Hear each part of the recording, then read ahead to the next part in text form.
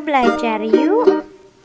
Assalamualaikum warahmatullahi wabarakatuh.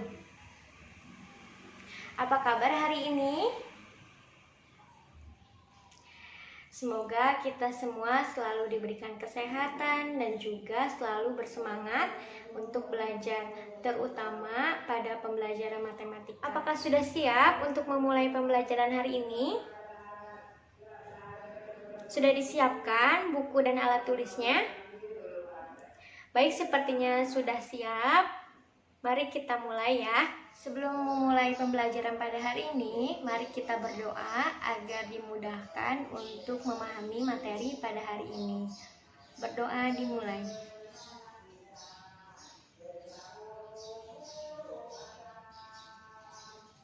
Berdoa selesai. Sebelum kita belajar materi untuk hari ini, mari kita flashback dulu materi yang telah diajarkan pada pertemuan sebelumnya. Apakah masih ada yang ingat bentuk umum persamaan kuadrat? Nah, betul sekali. Bentuk umum dari persamaan kuadrat adalah ax kuadrat ditambah bx ditambah c sama dengan 0. Nah, di mana A, B, dan C ini disebut koefisien. Ya, betul sekali. Nah, si A ini adalah koefisien yang menyertai X kuadrat ya. Jadi A ini koefisien yang menyertai X kuadrat. Sedangkan B adalah koefisien yang menyertai X ya. Koefisien yang menyertai X adalah B ya. Ingat-ingat ya. Kemudian C itu disebut juga konstanta karena tidak terikat oleh X ataupun X kuadrat. Ya, ingat-ingat. Nah, sekarang Ibu punya contoh nih. Pertanyaannya, tentukanlah koefisien A, B, C dari persamaan berikut. Persamaannya X kuadrat min X ditambah 1/4 sama dengan 0. Yuk kita jawab bareng-bareng yuk. Coba A-nya berapa? A itu apa? A itu koefisien yang menyertai X kuadrat ya, X kuadrat. Loh, di sini kan tidak ada 2, tidak ada 3, tidak ada 5 ya Bu ya. Nah, di sini sebenarnya ada angka 1. Tetapi karena 1 dikali X kuadrat sama dengan X kuadrat, jadi di sini tidak dituliskan angkanya. Ini sebenarnya ada 1 ya. Jadi A-nya itu berapa? 1 ya. Kemudian B. B itu adalah koefisien yang menyertai X ya, X. Ini sama, tidak ada 2, tidak ada 5 ya. Di sini sebenarnya ada angka 1 ya. Tapi jangan lupakan tanda yang di sebelahnya. Tadi di sini satunya itu positif karena tidak ada min ya, di sininya tidak ada min. Nah, sekarang di sini ada tanda negatif. Jadi B-nya itu bukan hanya 1 tapi negatif 1. Ya. Kemudian C. C-nya itu adalah konstanta ya. Nih, yang di sebelah sini ya, yang tidak ada X, yang tidak ada X kuadratnya ya. Nih C. 1/4. Ya. Jadi jawabannya A sama dengan 1, B sama dengan negatif 1, dan C sama dengan 1/4 ya. Diingat-ingat di mana letak A, B, dan C. Nah, sekarang kita akan membahas metode penyelesaian persamaan kuadrat. Ada 3 metode. Yang pertama dengan cara pemfaktoran, dan yang kedua dengan cara melengkapkan kuadrat sempurna, dan yang ketiga dengan cara rumus ABC. Sekarang kita akan membahas metode yang pertama, yaitu pemfaktoran. Di sini kita bahas yang untuk A sama dengan 1 dulu ya. Untuk Untuk A sama dengan 1. Jadi persamaan kuadratnya yaitu X kuadrat ditambah BX ditambah C sama dengan 0. Nah, sekarang kita akan mencari akar-akar dari persamaan kuadrat ini. Langkah pertama, kita harus menentukan faktor dari C. Dari C yang ini ya.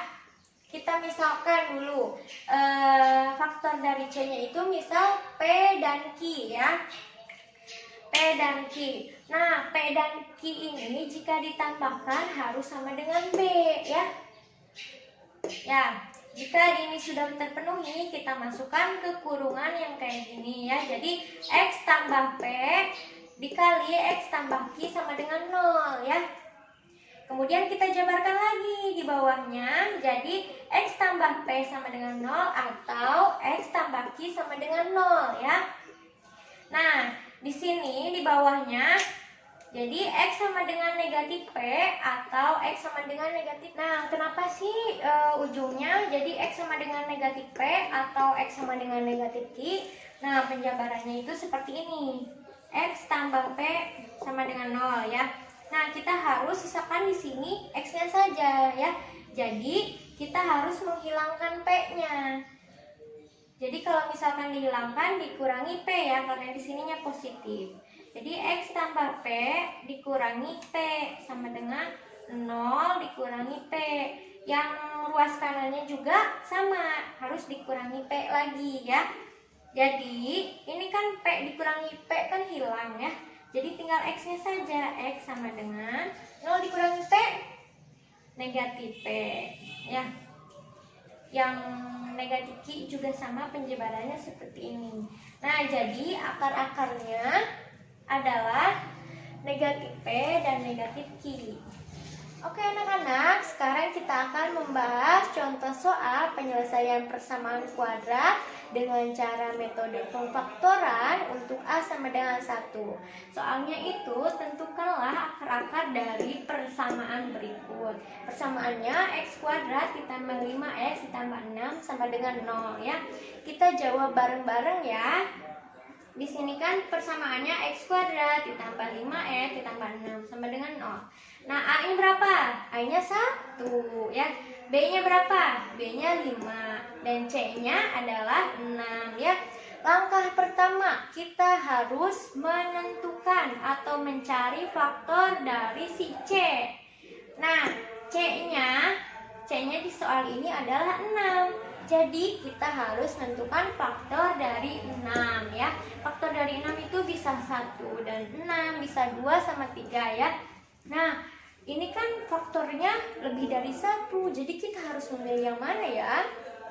Nah, yang kita pilih adalah yang jika ditambahkan menghasilkan B-nya. Di sini B-nya 5, jadi jika ditambahkan harus menghasilkan 5 ya. Jadi kita pilih yang 2 sama 3, karena ketika 2 ditambahkan sama 3 menghasilkan 5. Beda lagi kalau misalkan 1 ditambah 6, kan tidak menghasilkan 5 ya. Jadi kita tidak ambil yang 1 sama 6, melainkan kita ambil 2 sama 3 ya. Nah, karena di sini A-nya sama dengan 1, kita langsung tuliskan di sininya X, di sini X. Nah, kemudian kita tuliskan faktor yang tadi sudah memenuhi jika ditambah. Kan hasilnya harus 5 ya. Di sini faktornya kan 2 sama 3. Kita tuliskan 2 sama 3. Karena ini tandanya positif semua, jadi di sini juga tandanya positif semua ya. Jadi X tambah 2 dikali X tambah 3 sama dengan 0 ya. Kemudian kita jabarkan lagi bawahnya. X tambah 2 sama dengan 0 atau X tambah 3 sama dengan 0 ya. Kemudian X sama dengan negatif 2 atau X sama dengan negatif 3. Jadi faktor, mohon maaf ya Ibu tulis kesimpulannya di pinggir karena papan tulisnya tidak muat kalau ditulis di bawahnya. Nanti kalian tulis di bukunya harus di bawahnya ya. Jadi kesimpulannya faktornya adalah negatif 2 dan negatif 3. Nah, sekarang kita akan membahas contoh soal yang kedua.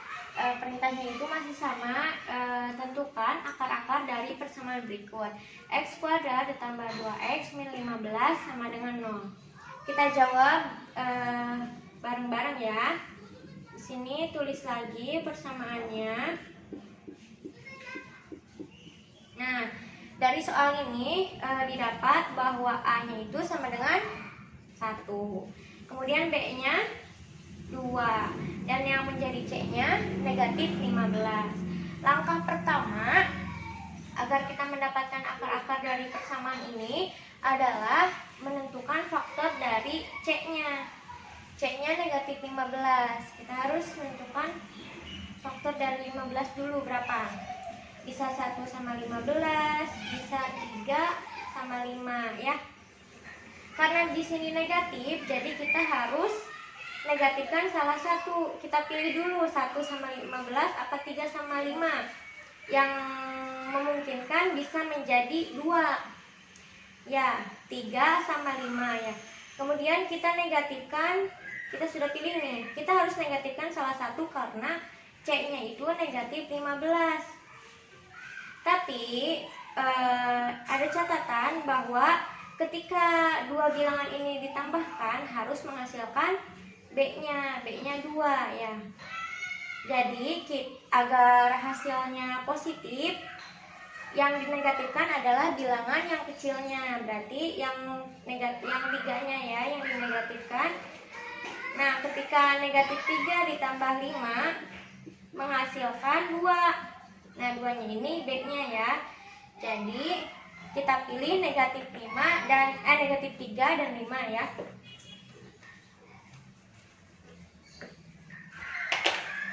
Kemudian kita tulis kurung buka seperti ini. Karena di sini A-nya 1, kita langsung tuliskan saja di sini X, di sini X. Dan tadi bilangan yang sudah didapat negatif 3 dan positif 5 sama dengan 0 ya.